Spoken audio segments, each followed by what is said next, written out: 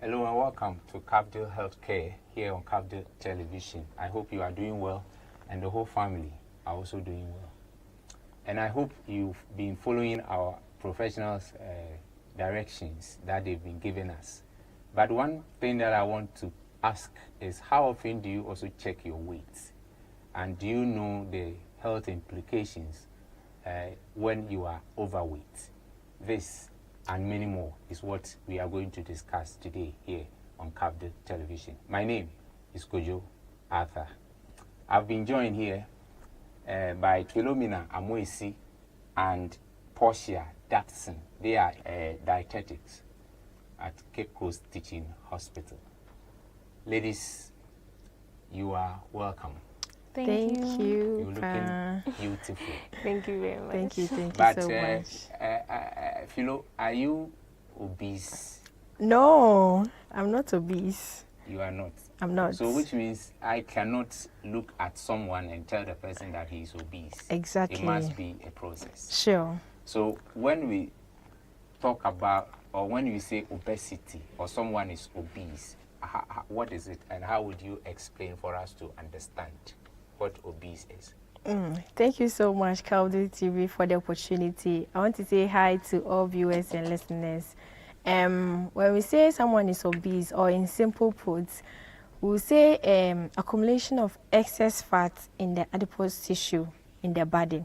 Now, let's take the females for instance. The adipose tissues are mostly at the breast level, the hip side, and then the buttocks. So now when there's excess accumulation of fat in these adipose tissues, then we can say someone is obese. But then you just can't look at someone and tell the person is obese. The person needs to go through the process. Physically, it can be that the person is plump, like Ayo Obolo or something like that, but then you can't really specifically say that the person is this and that. So in order to know whether someone is obese or not, we check the person's weight, we check the person's height, and we do a calculation called the body mass index. So we have ranges for the body mass index. So if someone is above 25, so from 25 kilogram per meter square to 30 or 31, the person is in the ranges of overweight to obese. And even in obese, we have class 1 obese, class 2 obese. Yeah, so you can't really look at someone and say the person is obese. Okay, so continuing with it, you said you made mention of class 1, class 2. Yes. What are the differences? Okay, so class 1 obese mostly start from, I think, 29.5 to 30, 31 or so, and then 31 to 33.5. So class 1 and then the class 2. Class 2 is like you are really obese. Let me say if there's a word for that, you are really, really obese. Class 1, you are obese, before overweight, normal, and then underweight. Oh, okay. All right. So let me come to Portia. What causes this obesity, or what are the risk factors? Okay. Thank you for the question, but I would like to correct something my sister said, and I continue. So the classes of obesity, the class 1 is from 30 to 34.9 kilogram per meter squared. Then the class 2 is from 35 to 39.9. Then the morbid obesity, that's the class 3, is from 40 going. So if your BMI is from 40 going, then yeah, it's, let's say, the highest peak of obesity. Yes. So coming back to your question, with the causes of obesity, we have so many. We have the genetic causes, where we have something called Prader-Willi syndrome. It's a genetic disorder where you have a higher appetite, you gain more weight. So if you have higher appetite, mostly when you eat, you don't get satisfied. So you eat, and then we are talking about the fact that there's fat accumulation, excessive accumulation of that fat is making you obese. So if you are eating and your body is making use of the energy, the rest of the energy is being stored as fat in the adipose tissue. So if there's excess of it, then naturally you become obese. So also we have overeating. People eating more because probably they are watching their favorite television show, or they are doing something and then they just eat and eat. Or some people also take a very big quantity of food So as they are watching TV, they'll be eating. By the time you realize they are done eating their food, and sometimes you'll be like, hey, I'm amazing, when baby, They I'm don't realize just because they are interested in what you are watching on TV. So I talked about genetics, I talked about overeating. There's also physical inactivity. Most people are inactive. Sometimes when people even see people that are slim going to the gym, they are like, how I slim them? Like some of us. Gym. So most people are physically inactive, and especially those who work in offices. Like most of our bosses, but sometimes you working alone is a form of physical activity. One thing is, if you eat, your body is supposed to use up the energy. So doing physical activities, that's as working, going to the gym, in a form of, if the body is in that form, using up the energy that you have taken in, so that it would not be too much that your body has to use some and also go and keep some somewhere. Yes. So I've talked about genetics. I've talked about overeating. I've talked about physical inactivity, and also even the environment we find ourselves. Sometimes if you go for programs and there are buffets, most of us want to eat everything that is there. Someone will go first round, someone will eat rice and even want to take banku home. So it's in a form of overeating, but it's due to the fact that you are in a social place, Yes, and also intake of our carbonated drinks and then our ready-to-eat foods. Mostly we are like, we take it, it's not really food, but then the sugars in it even gives you more calories than when you are even sitting down to eat a normal meal. So all these carbonated drinks, even the alcohol intake, we have something called, if you have carbohydrates, it will give you like 4 calories, but a gram of alcohol will give you 7 calories. So you are taking alcohol and you are saying it's not really giving me any form of energy or anything, but it's even give you more energy if you are comparing it to 1 gram of carbohydrates in food that you are eating. So excessive alcohol intake can also lead to obesity. But let me take you back to you said when you are 30 something and when you are 40, obesity, so the class 1 and so does it have difference? Can you see it? Yeah, so we talked about the BMI, using your weight and height. Yes. Normally you can differentiate between two people who are big, right? You can say that one is very big and one is big but not so big. Immediate. Yes, you can see, but then you'll be accurate if you use their BMI. That's when you would know that this person is also obese but class 1, or this person is obese but the person is in class 3 where there's morbid obesity. So based on the factors and the causes, you could realize that some of them can be controlled. So the genetic cannot be controlled, isn't it? Yes, for genetic, yes. It cannot be controlled. Not really. Oh, okay. So does that mean if my mother is fat or big, my father, both of them are big, I can also be? Yeah, at a risk. But I talked about a genetic disorder. Yes, that's the Prader-Willi syndrome. So yes. if you have that genetic disorder, that's where you have less, you have higher appetite, and then you become big. But let's say if my mother is big and my father is big, I'm at a risk, but it's not really, it doesn't really have a lot of evidence. But if you have that syndrome, that one, you are at the risk of being obese. Or we have a hormone called leptin. It's an appetite suppressor. So if it makes you feel full early, we have a hormone called ghrelin. That one is hunger hormone. So that's the hormone that is being it's being to make you eat, make you hungry, yes, and you eat. Then the leptin makes you satisfied. So if also in rare conditions, some people don't have a high amount of leptin in their body. For such people too, they eat and don't get satisfied. But then as they are eating, when the body finishes using what it wants to use, the rest is stored as fat. Usually the fat is stored so that in cases where you have not eaten and the body wants to produce, like go do the bodily activities, it would rely on those fat stores. But in the case where you are eating every time and then the fat stores are not being used to produce energy for you, no activity, there will be the accumulation of the fat. So what happens to those? You could say that some of they will be hungry. They will eat small and they will be satisfied. In the next moment, they will still complain of hunger. But what happens to those people? Is it because they lack some hormones or something? No. I'll say a little, then my sister will add that. It's even advisable to eat small, frequent meals. So you eat, so we have something called portion control. So you eat very little at a time, but you would have to wait for some hours before you'd have to eat again, because by 2 hours, your body would have finished using up that energy. Then you eat again. But some people, they eat small in 30 minutes now, eating again. So with that one, it's easier to be to gain weight than if, let's say, you eat and wait for like 2 hours, where the body has used up the energy, then eat again. And also the sizes of the food also matter.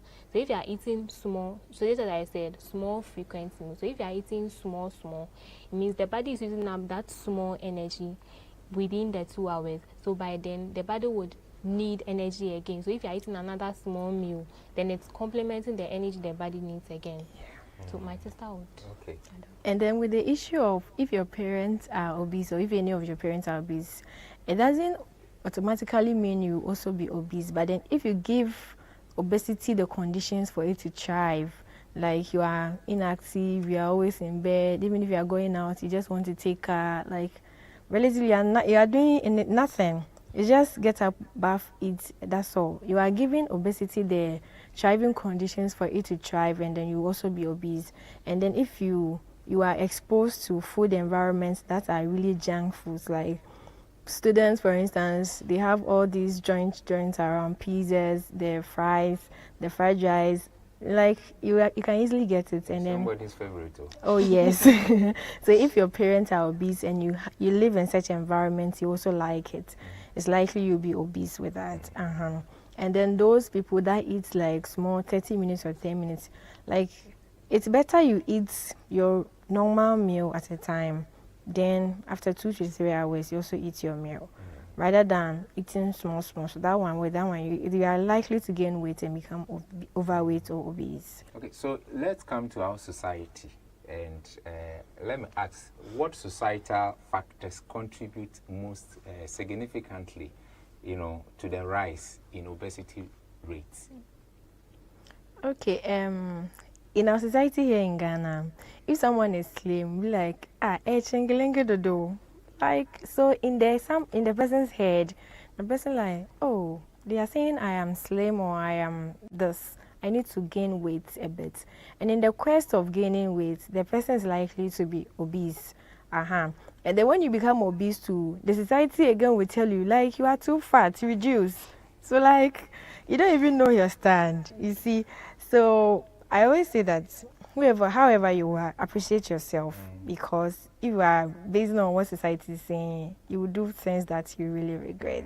Yeah. So I also don't understand why someone will buy medicine just to gain weight. Others will buy medicine just to reduce weight. Exactly. It all depends on what the society is saying. Like, no, you are too slim. Wow. Then I need to get some drugs for me to gain weight. Or you are too fat. Especially among the adolescents, when they are going for their sporting activities, you see, they weigh them before. So when they see it's getting to time, they start taking medications that will make them lose weight so they can really perform. It's all about the society's pressure. Just be yourself, and I think you can live well. Portia, Yes. You've been mentioning food, eat. Let's come to our food industry and also ask, how does those food industry influence our eating habit and contribute to the obesity epidemic? I should put it that way. So basically, the food industry produces the foods that we are eating. So just as I talked about earlier, if there's a high number of sugar sweetened beverages on the market, where now there's a very high rise in the number of sugar sweetened beverages. Like almost every day I see a different sugar sweetened beverage or carbonated drink, because they realize that the people are buying them, and they also reduce their prices. So now it has become expensive to eat a healthy food, but you would actually spend less in eating foods that are not healthy but would give you some kind of energy. So the increase in the production of these carbonated drinks, these ready-to-eat foods, where most of them are being preserved with sugar, salt, and have high content of fat, also contributes to the high rise of obesity in our country. And also now we have a lot of fast foods, a lot of restaurants, and most of the foods there are foods that have high fat content, high sugar content, and then most people buy them because most people are working. And then, for instance, for people that are working that have to spend very long times at workplaces, they go in for these fast foods and they're ready to eat foods because they wouldn't have the time to cook their own food. So all these foods have high fat, high sugar, and they're all contributing to the accumulation of excessive fat in the body. That's making obesity rise in our society. Oh, okay. So you being the dietetic, do you go out sometimes to educate those people? Yes, we sometimes do go out, do outreaches in schools, in communities, at the marketplaces to educate, but we have little influence. I think the people that will have a higher influence is the government. For us, we have very little. We can tell you what to eat, but you decide to eat what you want to eat based on what you have. So economically, if you are not stable, and buying a sugar sweetened beverage is less than going to buy a healthy food, you'd prefer that, even though you've been given the education. Okay. So, which means, based on what the education you are giving, it may have some consequences, this obesity. Yes. So, what are those long-term health consequences of obesity, and how can individual mitigate this risk that we're talking about? Okay. So obesity is the risk factor for almost every chronic or even cardiovascular disease. When you are obese, you are at risk of a lot of diseases. We can talk of DM, that's diabetes. We can talk of hypertension. We can talk of cardiovascular disease, that's diseases in conjunction with your heart, all heart diseases. So you are at risk of almost every disease that people are trying to fight in their hospitals. Almost everything is like it's like a risk factor of almost every disease. Whether class 1 or class 2. Yes. Obesity in itself. You're still watching Cafdil television, and I hope you are following us on Facebook, that is Cafdil Cape Coast, and on YouTube, Cafdil EDU. Just follow us and share. Leave your comment, and we would also read it for you as well. Let me come back to you and ask concerning our communities where we live. So how can those communities also create environment to promote healthy eating and also physical activities, because she made mention of inactive physical activities. So how can our communities create those things for us, for people who are obese, in order to reduce those things? Okay, so before the communities can start anything relating to physical activity or healthy eating, I think they need the knowledge. And the Department of Clinical Nutrition and Dietetics of University of Cape Coast, so every academic year, they have community outreaches where they go to villages. So as at yesterday, Thursday, they went to Abransan. So they reach out to these communities, give them the education that no matter where you are, healthy eating is not expensive as we thought it is, or we think it is. So even if it is gobe you are eating, your gobe is there, your beans is there, your gari is there, then if you have any vegetable, you can just slice onions or tomatoes and add to it. After that, after an hour or two, when you get orange or pineapple, then you eat it. healthy eating is not really all about getting chicken, cabbage, all those things that we say. If it is gakenke and pepper and fish, it's a balanced diet.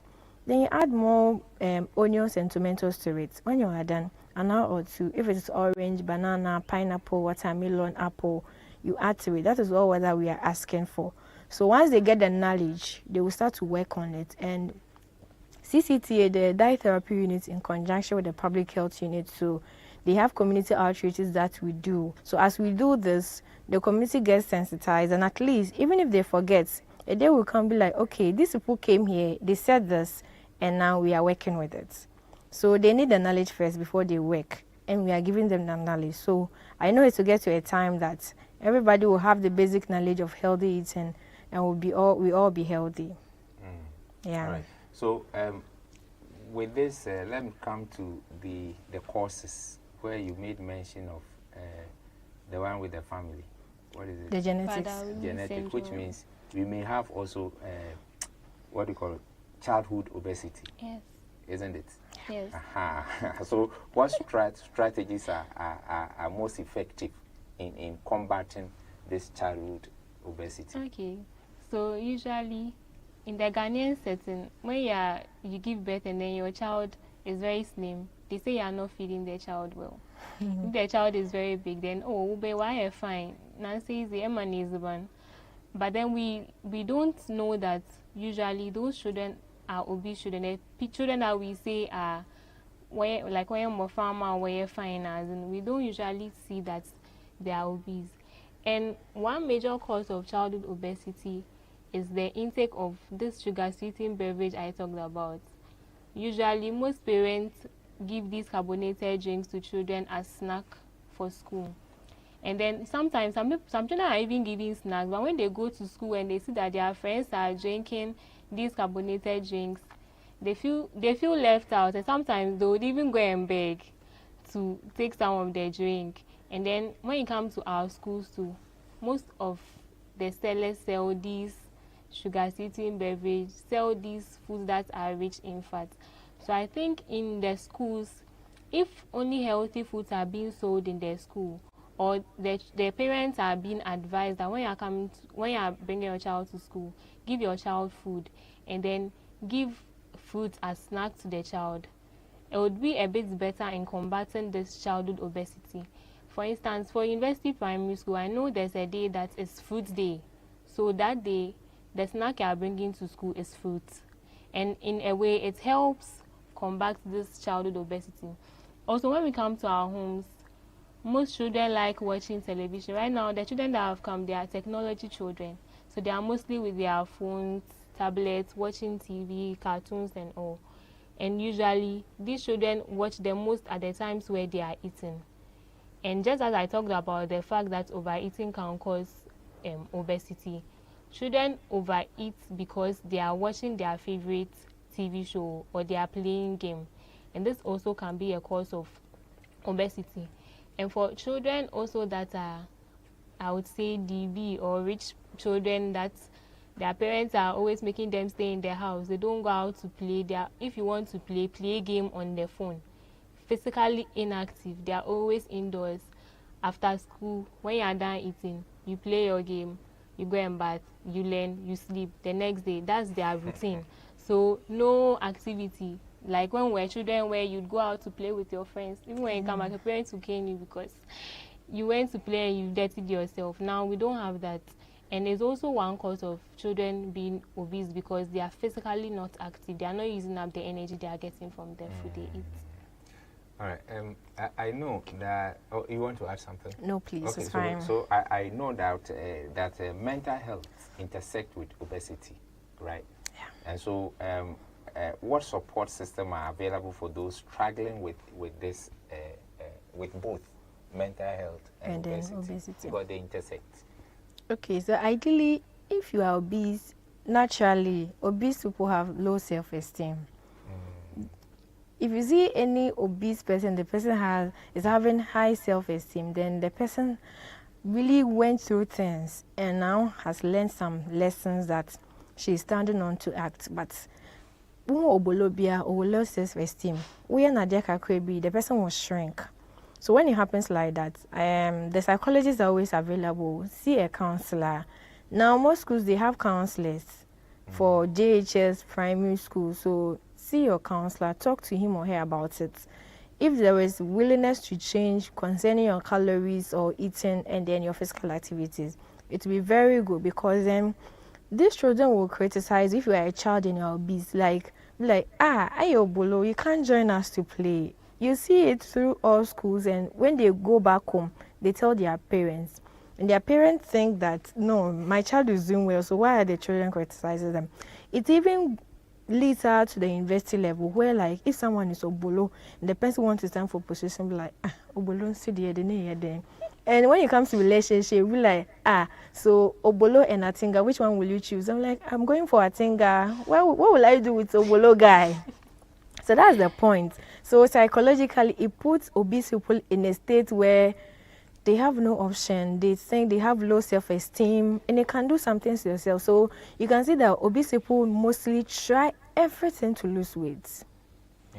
Portia, let me come to you and take you back to the genetic. I really want to know the role that genetic play in determining an individual's susceptibility to obesity. Okay, thanks for the question. So, just as my sister said, if you have parents that are obese and give a thriving condition, you also become obese.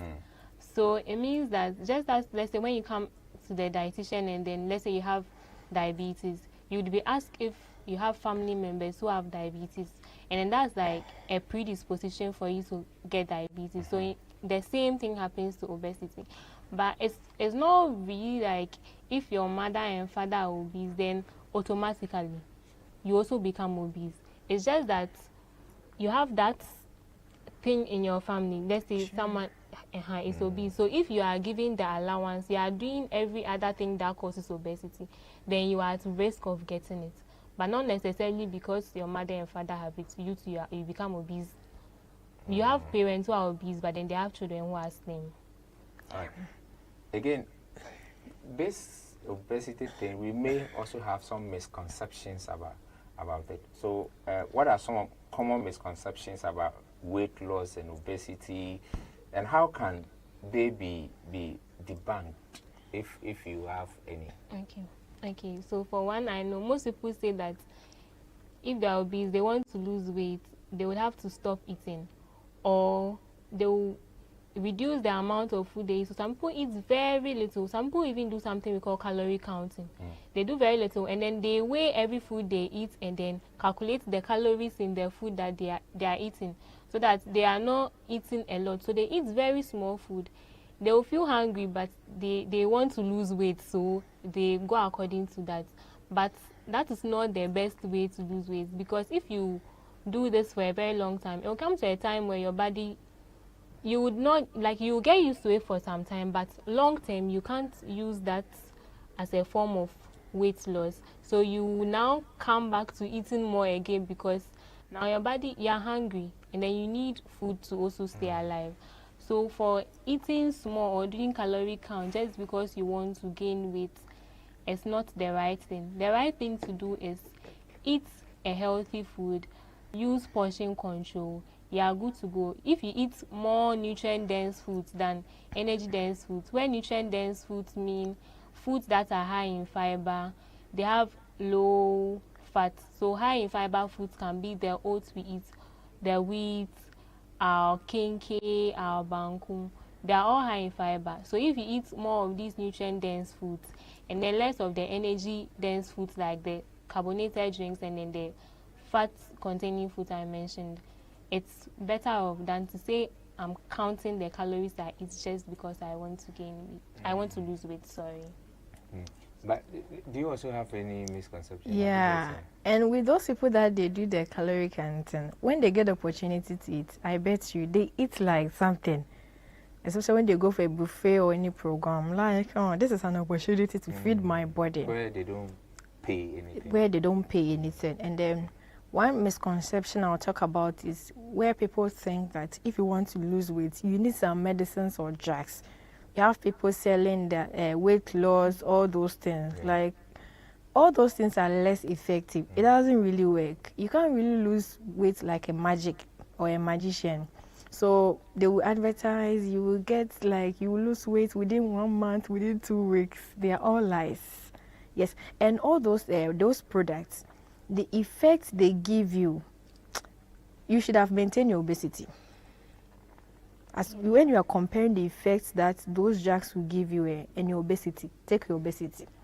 Is there a study that shows that those things are not true? Yes, please. There's a study that shows that those things are not effective as it is. Yes. As we really portray that it is effective. Now, it will give you some results within 1 week or 1 month, like you've lost some weight. But then the effect or the consequences it's giving in your body, it's better you took your obesity like that. Yeah. Which means we need a lot of public education on this. Exactly. And so if we need a public education on this one, let me ask that, how can policymakers implement effective public health initiatives to address the obesity crisis? Portia. So I think policymakers have to liaise with Ghana Health Service, because most of them are the health professionals and they know the right things. So I think when they link with them, it would be best.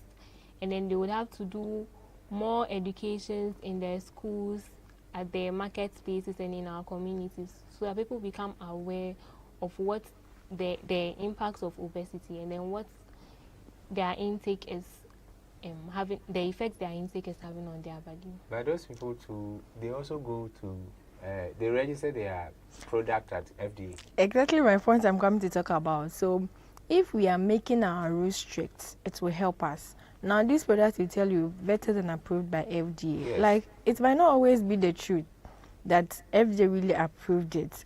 Or if FDA approved it, then that means that they went with the best products they could offer. And then FDA will say, okay, it is the best, let's approve it. Then they will adulterate it.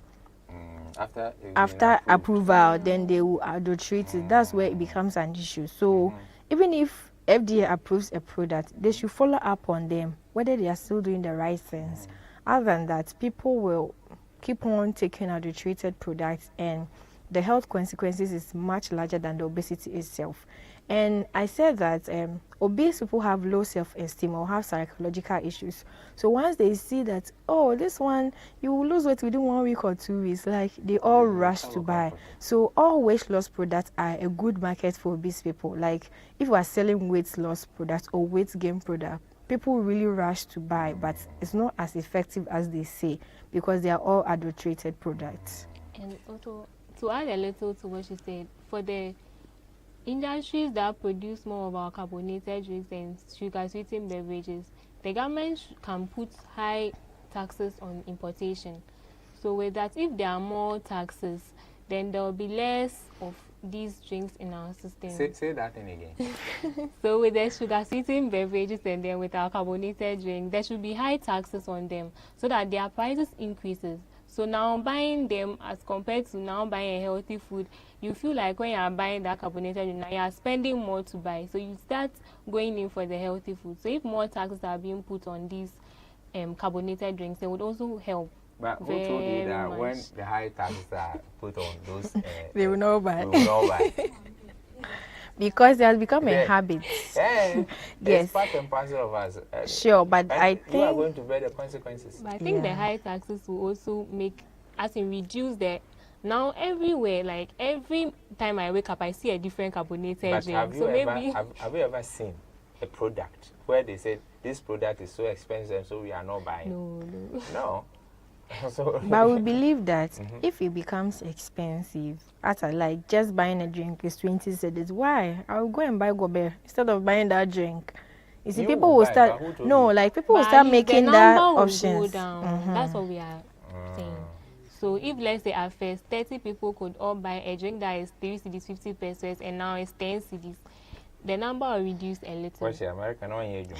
And even as low as 2 cedis, you can get a drink. Yes. Or like I can. Oh yes. Which it's 3 cedis, 50 pesos. No, there is a supermarket beside where I stay. It's 2 cedis. Yeah. If you like, they should sell it at 10 cities. You'll get people to buy. Who told you you will not buy? So that one, then you do still. As for the education, we would have to conscientize her. We have to change our attitude towards certain things. That is where it can reduce. But if you tell us that the prices are expensive and massa, the local company who's got to.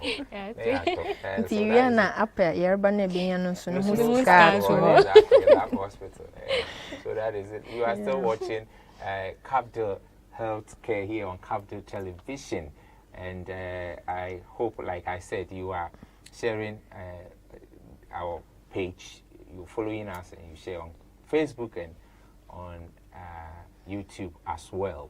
And so let me go back to Portia again to ask what role does access to nutritious food play in combating obesity, and particularly in underserved communities? Okay, so my sister talked about the fact that we do outreaches in communities and tell them that no matter the food you have, you can make it healthy in your own way, and then eat, and then you would stay healthy without being obese.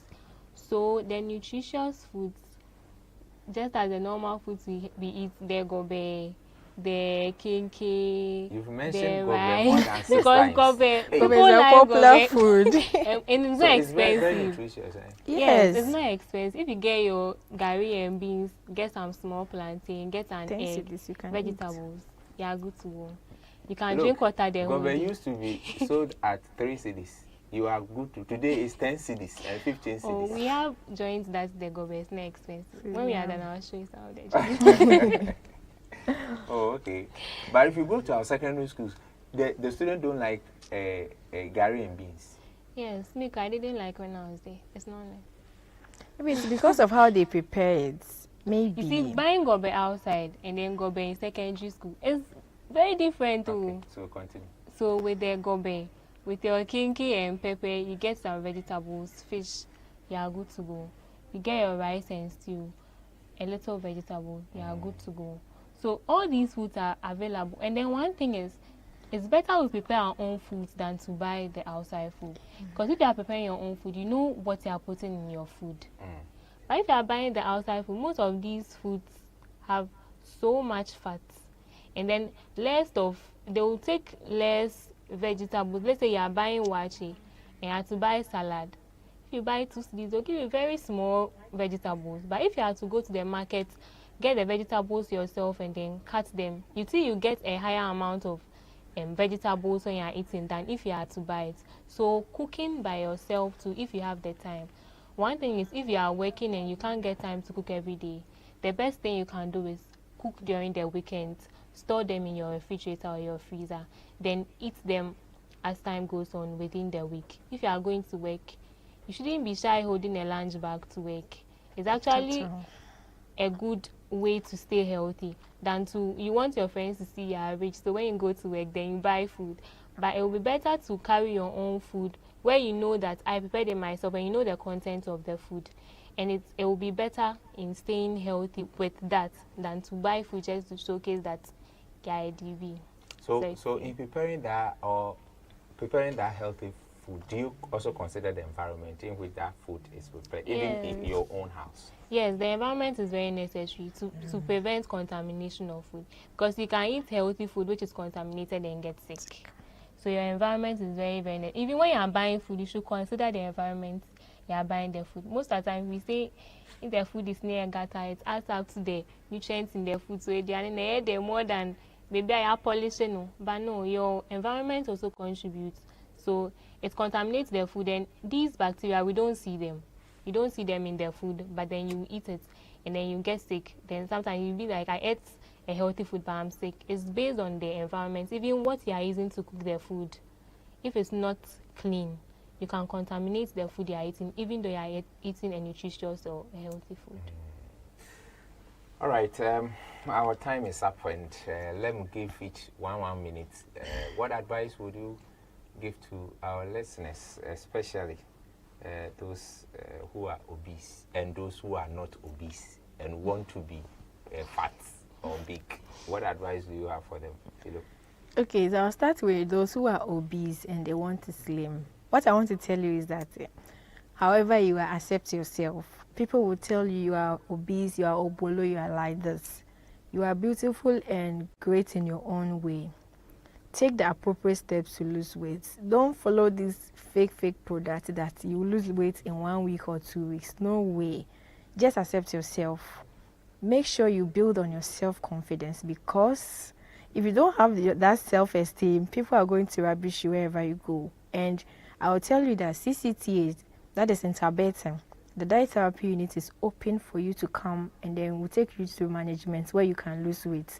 The psychology unit is also there to take you through any mental issues that you have. So you are not alone in this game. So many people are obese and they are doing well. They come to our facility and they are doing well. So you're not alone in this one, okay? Okay. So so if I come to you and I say I want to reduce weight, we really need to assess you.